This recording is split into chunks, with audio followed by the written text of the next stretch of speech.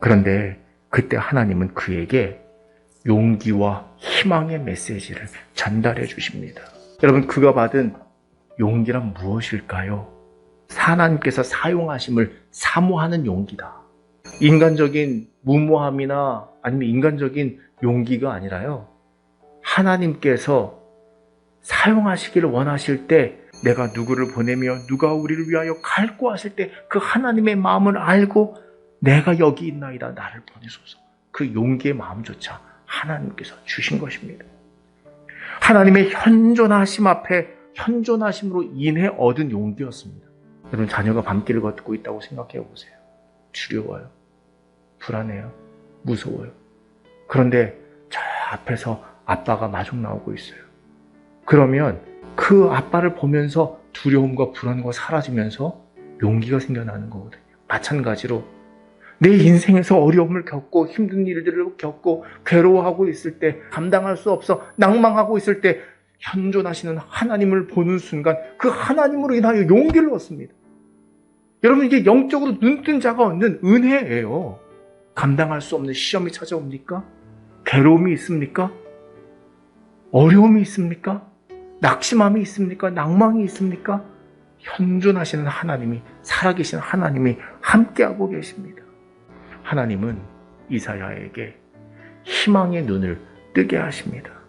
13절에 밤나무 상수리나무가 배임을 당하여도 그 그루터기는 남아있는 것 같이 거룩한 씨가 이 땅에 그루터기니라 하시더라. 기대가 사라지고 소망을 찾을 수가 없었습니다. 절망할 수밖에 없는 상황이었다는 거예요. 그러나 하나님은 이사야의 눈을 뜨게 하십니다. 그루터기가 있다. 모든 것이 사라져도 거룩한 씨 곧 그루터기가 있다. 실제로 바벨론에서 어떤 일이 일어났습니까? 바벨론은 너무나 낯설고 한 번도 경험하지 못한 세계였습니다. 바벨론의 신 문명은 열등감을 느끼게 하고 주눅들게 하는 것이었습니다. 전쟁에 능한 신이라고 하는 조각을 깎아 만들어 놓고 그 이름을 마루둑이라고 했는데요, 보이는 수많은 신상들이 앞에 펼쳐지고 있었어요.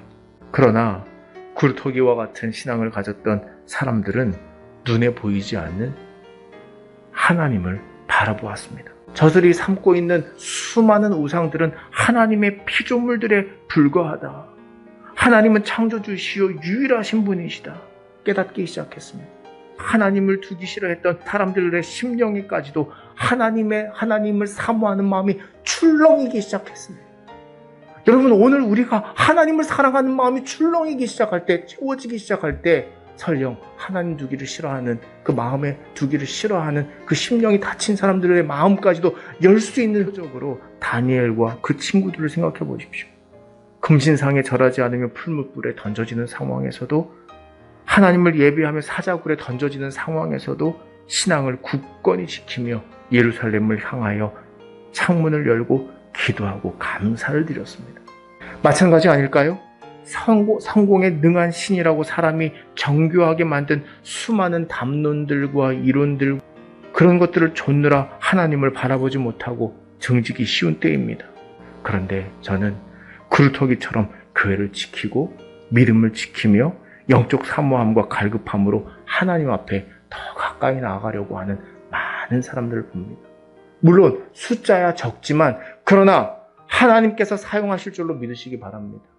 하나님께서 쓰실 때 내가 여기 있사오니 나를 보내소서 결단할 수 있는 사람들이라는 사실을 기억하시기 바랍니다. 저와 여러분에게 그와 같은 믿음의 결단이 있기를 주님께서 원하십니다.